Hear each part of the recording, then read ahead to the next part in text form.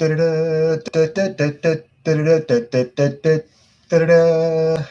and gentlemen, Kocosports.com proudly presents the Boom Boom Room, and of course, I am the sexiest man of all of Internet Wrestling Radio. That's right, Boom Boom here, check the room, live from the RVA, Richmond, Virginia. Well, kids, it's in the books, and unless you've been in a cave somewhere, you're not going to, well, you probably are going to believe it here, but Jay White, the new IWGP Heavyweight Champion, that's the big elephant in the room. I know right here, and I'm going to review New Beginnings in Osaka, but guys, this is just huge. The event happened. I saw some stuff start to trickle in on my Facebook page. I finally got a message about it, and I was like, well, son of a bitch, they finally pulled the trigger on them. So, wow, a lot to unpack here, but real quick, before we start jumping into this, I want to say this. Dave Coco is going to do a show specifically on just this topic, just Jay White. Just Jay White.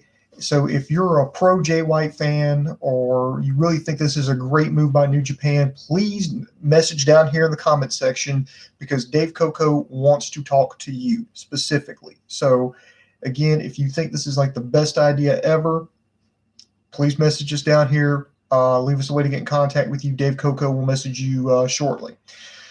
So, well, let's talk about it, here, Jay White. I really cannot say that I am shocked about this. And, the writing was on the wall. It seems like ever since Jay White came back from Excursion, Ghetto, New Japan Pro Wrestling were completely just high on him. That's why they gave him that special singles match against Hiroshi Tanahashi at Wrestle Kingdom 12. They gave him a special singles match this past Wrestle Kingdom 13 against Okada, and got him the win. He had a great showing in the G1. He did not win it, but, he was the only guy who beat Tanahashi in that tournament. Then about a week ago, he made Tanahashi tap out in a special tag match. Won again the next night in a special six-man tag. Granted, he pinned Yoshihashi, and I thought they were just teasing it to where they were, because one of the tricks is, you build up this bad guy where you think, well, there's no way. Well, maybe he could win. And then you have, so that way the good guy's got something to overcome. Well, Jay White, man, did the unthinkable. He blocked a high fly flow, reversed it around, and hit a Blade Runner on Hiroshi Tanahashi in the main event of New Beginnings in Osaka. This past Monday, got the pin, and is now the new IWGP Heavyweight Champion. Many people are kind of scratching their head. I'm scratching their head. I don't hate it. Now, Dave Coco fucking hates it.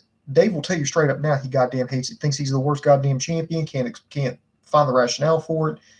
Fucking hates it. Me, I'm just kind of baffled by it. One thing that did help me make sense is Dave Meltzer had done a report, and I take it for what it's worth. There's some people are like, oh, Dave Meltzer, yeah, he knows what he's talking about. Or Dave Meltzer, how the fuck are you quoting this motherfucker?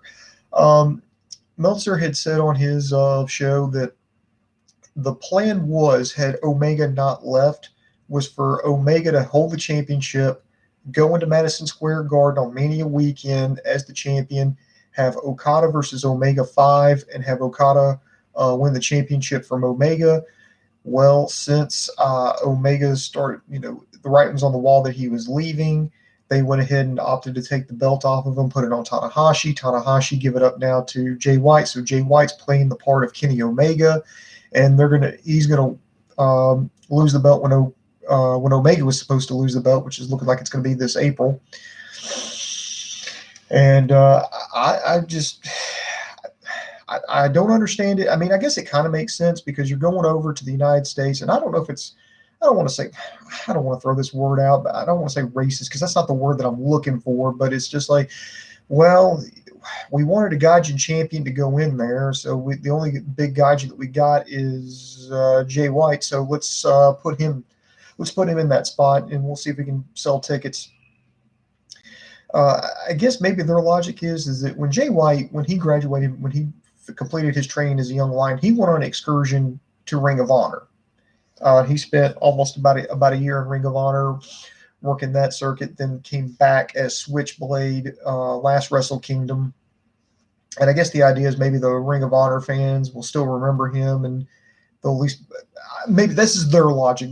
I'm not saying I agree with it, but Jay White is going to be will be somebody that they remember, so they'll buy him in. I kind of wish they would have kept the belt on Tanahashi, because I think Tanahashi versus Okada at Madison Square Garden would have been a great main event, or semi-main event, because I mean, those two tied up. These guys have nothing less than a 4-star match. I mean, those guys know how to fucking work. They work with each other well. I guess maybe they could work with each other now out of a sense of mutual respect, because it was first it was Tanahashi did not respect Okada, and Okada beat him. Then it was Okada being the champion, then Tanahashi regaining his championship and saying, well, you're close to being the ace, but you're not quite ready yet. And then it's okay, now Okada has surpassed Tanahashi, and now Okada is now the new certified ace of New Japan Pro Wrestling. I mean, you really can't complain too much, because they did in fact, speaking of Okada, New Japan did this with Okada when he came back from excursion in 2012. I mean, that picture of Okada, sitting in the back, New Japan, got his legs propped up, crossed over. He's got like all the money right there. That's when that was taken. It was after he beat, I think it was Tanahashi in 2012, right after he came back from excursion. So it's like they're using the same formula for Jay White. Now, am I comparing Jay White to Okada? No, I'm just saying that I just see the parallels right there. I don't think it's the worst decision they could have made, but especially if it's a temporary basis. I mean, there's just a lot to get. I think Jay White is better than what most people give him for, but I don't think he's quite that good right now to carry, the New Japan right now. And I think the fact that they would even do this on a temporary basis is kind of head scratching, because this is going to kind of remind me a little bit of the, when I went back, started really delving into the history of New Japan Pro Wrestling, and was going through videos, talking to hardcore fans. This kind of reminds me of the early 2000s, when they went through their worst period. Where in 1 year they had the title change 6 times in 1 calendar year. And you're talking like in years past, they didn't have the title change six times in 3 years. As of late. So it's looking like the winner of the upcoming New Japan Cup is going to main event, not main event, but maybe it will be the main event. Will headline against Jay White. So is it going to be Okada? I just think there's just a million different things they could have done that would have been bigger matches. I think you could have put the belt on Naito. That's long fucking overdue. I think putting the belt on Kota Ibushi would be extremely smart, and I'll explain why in just a moment here. Putting it back on Okada would always be a surefire thing. Just put it on Jay White. I don't hate it. I just don't understand it, and maybe they can help me understand. And if they're just going to put it up, if you're just going to put it on them just to take it off of them a couple of months later, to me that doesn't make sense. I mean, I understand what they had to get the belt off Omega because he was leaving. Contract negotiations weren't going anywhere.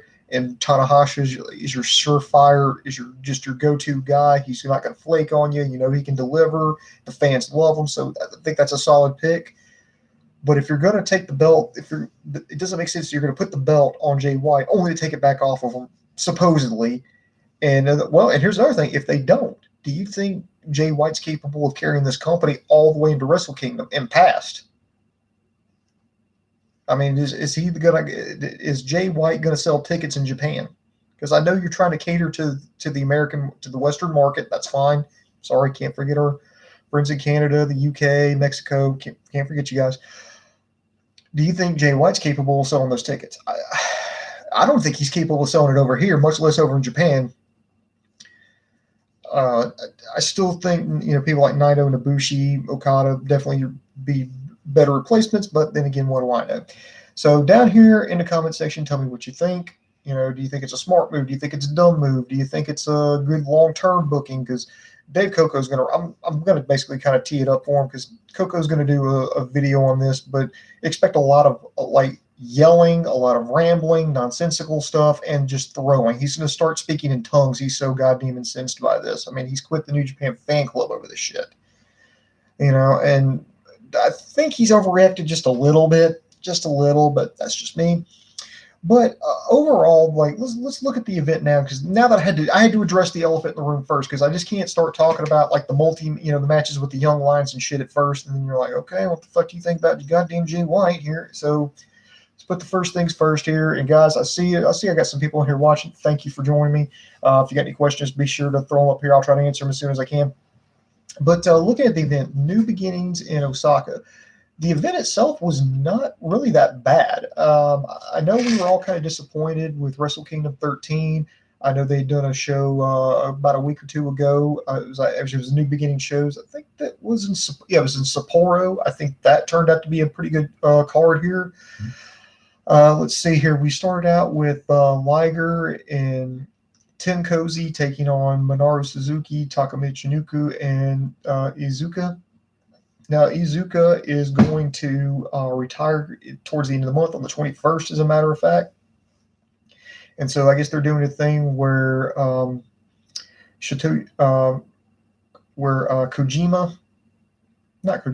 Tenzan is trying to snap, Iizuka out of his, out of the madman phase, and it looks like they're going to end it here on a 6-man tag. It's going to be Suzuki, Iizuka, and Taichi taking on, I think it's Tenkozy, and I can't remember who the third guy is. I apologize. But this match here was just it was a 6-man tag. It was a Suzuki Gun style match that kind of broke down quickly. Eventually, they teased Iizuka saving Tenzan because Minoru Suzuki was going to hit Tenzan with a chair. Iizuka wrestled away from him, but he turned around and clocked Tenzan with it. They ripped up his old shirt because both Iizuka and Tenzan were tag team partners until Iizuka betrayed him. This was the fallout from Great Bash Heel. So, it would take it for what it was. It was a decent opener, and it ended in disqualification. And next, we had a non-title match. We had Ayato Yoshida and Shota Umino taking on the tag team champions Evil and Sonata from LIJ. Let me give props first of all to LIJ, because it's something that I thought would have been a squash match. They actually gave it time. I think the idea was they were banged up. The champions were banged up. They weren't really taking this seriously. They just wanted to kind of get in there and get out, but they wound up struggling against the Young Lion team. Ayato Yoshida, I think he's one of Takamichi Nuku's trainees. I think he's out of Kaientai. And Shota Umino, of course, the son of Red Shoes. And he's actually developing quite well.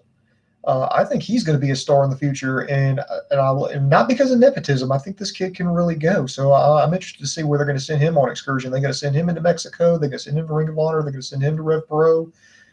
Where do you think he would be a good fit for him?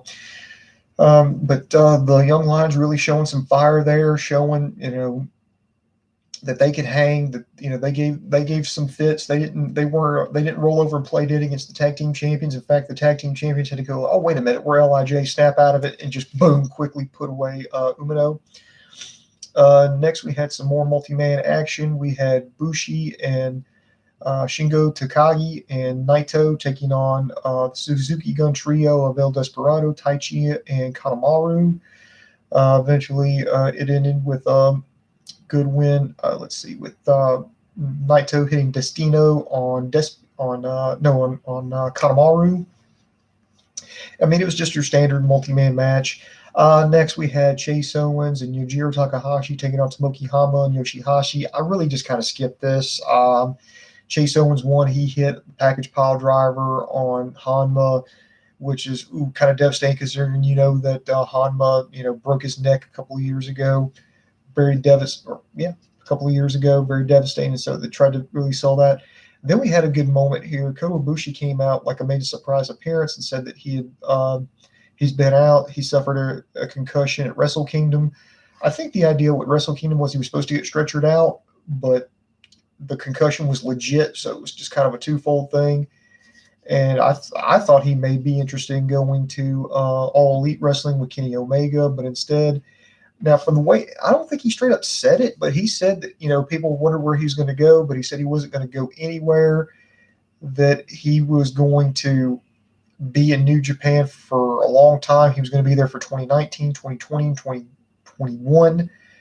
So to me, that maybe indicates that he signed a deal, which is completely out of the ordinary for Ibushi. Ibushi is notorious for wanting to be a freelancer, not wanting to be tied down. He says, he just wants to be happy, and he didn't want to sign long-term deals with companies. And in fact, that's why he's not in WWE, because when they put him in a cruiserweight classic, they offered him all kinds of money. They offered him everything, and he said no. He just didn't want to be tied down.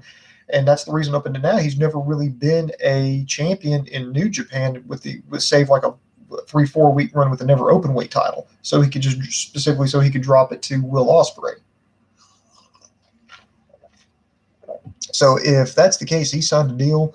Look for him to get promoted like hell. With Kota Ibushi, the way he's over with the crowd, I think look for him to be my early pick to win maybe the G1. I'm just that confident. I don't know if he's going to New Japan Cup, maybe, but with the way he's over in Japan, I would probably look for him to be a favorite come the G1 this summer. Next, we had some tag team action here. We had the Guerrillas of Destiny taking on Togi Makabe and Toru Yano. Tama Tonga dropping the good guy gimmick. It didn't really make sense. I mean, they didn't follow through with it. I kind of like the whole good guy because it was actually kind of funny. It was a little bit of levity that I felt like was needed on the card. But after this last New Beginnings, he kind of snapped, said he's going to be badder than ever. And I mean, I do like the bad boy, but don't start something if you don't know where you're going with it, and especially if you don't plan on following through with it. But anyway, Tama Tonga, he used Jado's cane. He got the win, hit the gun stun. Let's see. Next here, we had Taiji Ishimura versus Ryusuke Taguchi. This actually was a pretty good match. These guys hit each other's finishes. I was surprised that Taguchi kicked out of a bloody cross, but then I thought, oh shit, they're going to upset here. They're going to pull an upset here because Ishimura ate a Dodon. But he escaped from that, hit a second, it was a sloppy one, but a second bloody cross, gets the win. It was about a good 15, 16-minute match. Really fast pace. And Taguchi, here's the thing. Taguchi's one there's a lot of guys in New Japan that either you love them or you hate them. Taguchi's definitely one of those guys up there. Taguchi is one of those guys, he can kind of get on your nerves, just basically be like the butt guy, the guy who hits people with his butt and horses around. But when he really wants to, if he has to get serious and throw down, this guy can. And I think it's very underrated. Taiji Ishimura, I think he's got the best physique in New Japan. I definitely think he's sure as hell the best conditioned.